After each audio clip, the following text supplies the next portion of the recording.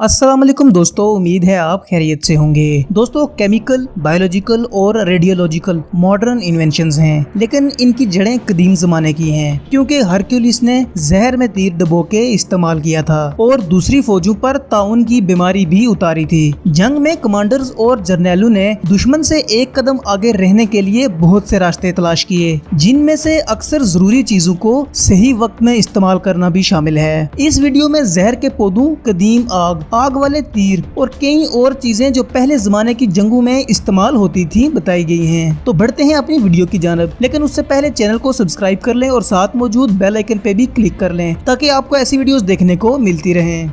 Number 8, poison arrows. पुराने लोगों ने जहरों की तलाश में पहली जगह पौधों के जरिए से हासिल की थी। कदीम यूनानियों और रूमियों को कम से कम 2 दर्जन खतरनाक पौधों के बारे में मालूम था, जो कि अक्सर जहरीले थे। इन पौधों को हासिल करना इतना आसान नहीं था, क्योंकि अक्सर लोग इसकी तलाश में बीमार पड़ जाते और मर भी जाते थे। ये तीर के आखिरी हिस्से पर लगाया जाता है। तीर का काम सिर्फ जख्म लगाना है और बाकी का काम ये जहर खुद कर लेता है। इस जहर की वजह से मसल्स में दर्द, तेज खिंचाव और दिल के दौरे पड़ने शुरू हो जाते हैं, जिसकी वजह से मौत भी वाक़ई हो जाती है। इन इकसाम में हेलाबोर नामी पौधा सबसे ज्यादा जहरीला माना जाता है। नंबर 7, कैटापाल्टिंग कॉर्प्सेस। 1346 में मंगोलों ने अपनी फौज में बबोनिक प्लाग यानी ताउन फैलता हुआ महसूस किया। इन्हें ये सीखने में ज्यादा वक्त नहीं लगा कि किसी शिकार या लाश के करीब जाने से ये बीमारी फैल जाती है, इसलिए उन्होंने इसको हथियार बनाने का सोच लिया। मंगोलों ने कफा में इसका इस्तेमाल किया और अपनी ताउन ज़दा लाशें इस शहर में बिखेर दी, जो कि कैटापाल्ट से फेंकी गई थी। यही यूरोप में खौफनाक बीमारी की वजह भी बना। अक्सर दुश्मन इस चाल की वजह से घबरा जाते हैं और इसका मकसद भी लोगों में खौफ और हरास फैलाना होता है, जो ये टैक्टिक काफी हद तक पूरा कर लेता है। Number 6, envenomated swords. अगरचे बाज इलाकों के लिए जहरीले पौधे और जड़ी बूटियां कारआमद थीं, लेकिन सिकंदर आजम ने फतह के लिए एक और मुहलक तरीका भी दरियाफ्त किया हुआ था। 326 कबल मसीह में सिकंदर और उसकी फौज किला हरमाटीलिया में पहुंची, जो कि मौजूदा पाकिस्तान में वाक़ है। इन जगहों पर भी उसकी फौज की तलवारें और तीर खतरनाक असर की दवाई के साथ जुड़े हुए थे, जिससे लगा हुआ एक छोटा सा जख्म भी आदमी को हिलाक कर देता था। ये जहर सांपू से लिया गया था, गालबन एक किस्म का वाइपर। कहा जाता है कि इसके असर से जख्म से काला मादा निकलता है, जो बाद में गैंग्रीन बनकर तेजी से पूरे जिस्म में फैल जाता है, जिसकी वजह से एक खौफनाक मौत वाक़ई हो जाती है।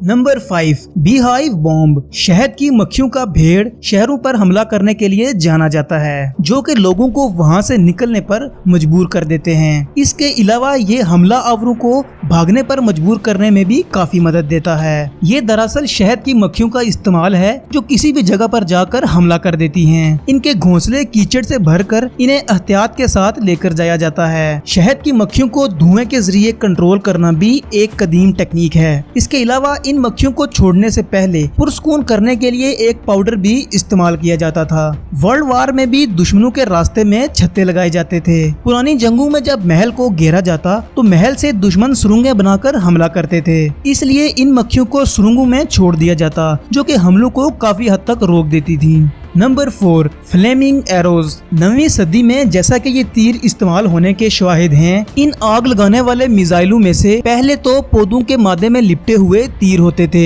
ये लकड़ी की दीवार को आग लगाकर तोड़ने के लिए काफी मुफीद थे। ये दूसरे सामान में भी आग लगा देते थे, हालांकि दीवारों पर और पत्थर से बने स्ट्रक्चर पर इनका कोई खास असर नहीं होता था, लेकिन चूँकि पहले लकड़ी की बनी हुई मशीनें होती थी और ज्यादा सामान कपड़े का होता था, तो ये उनको दूर से आग लगाने के लिए काफी कारआमद थे। Number 3, contaminating water. हेलबोर नामी जहर सिर्फ तीरों को जहर आलूद करने के लिए काफी नहीं था, बल्कि यूनानियों ने इससे और भी बहुत से काम लिए हैं। 590 कबल मसीह एक जंग के दौरान किरहा शहर का मुहासरा करने वालों ने शहर के पानी की सप्लाई रोक दी। उन्होंने इस पौधे की एक बड़ी मिकदार इकट्ठी करके पानी वाली जगह रख दी। जब शहर में प्यास की लहर दौड़ी तो उन्होंने वो जहर आलूद पानी छोड़ दिया। जब लोगों ने वो जहर आलूद पानी पिया तो डायरिया लगने की वजह से वो इतने कमजोर हो गए कि वो लड़ाई करने के भी काबिल ना रहे और यूं शहर बगैर लड़ाई के फतह कर लिया गया।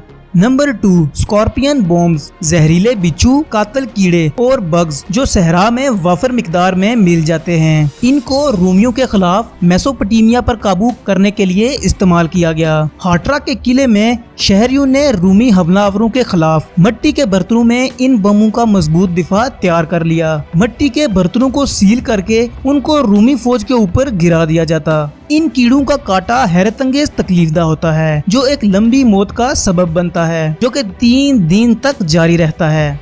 Number 1, Greek fire. कहा जाता है कि इंतहा के तबाहकुन कदीम हथियारों में से एक बदनामे जमाना यूनानी आग भी थी। ये एक प्रेशराइज्ड लिक्विड होता है जिसमें ज्यादातर मिकदार नेप्ता केमिकल की होती है, जो कि एक कश्ती से बहरी जहाजों पर पंप किया जाता है। नेप्ता एक खतरनाक केमिकल है जिसको कई सालों तक राज रखा गया। ये बहरी जहाज को मुकम्मल तौर पर आग लगा देता है। इससे बचने का एक रास्ता यही था कि या तो तूफानी मौसम में सफर किया जाए या फिर जहाज को भीगे हुए रास्तों पर डाल दिया जाए। दरअसल ये एक लिक्विड फायर होती है जो कश्तियों से प्रेशर के जरिए जहाजों पर फेंक दी जाती है और फिर जहाजों में आग लग जाती है।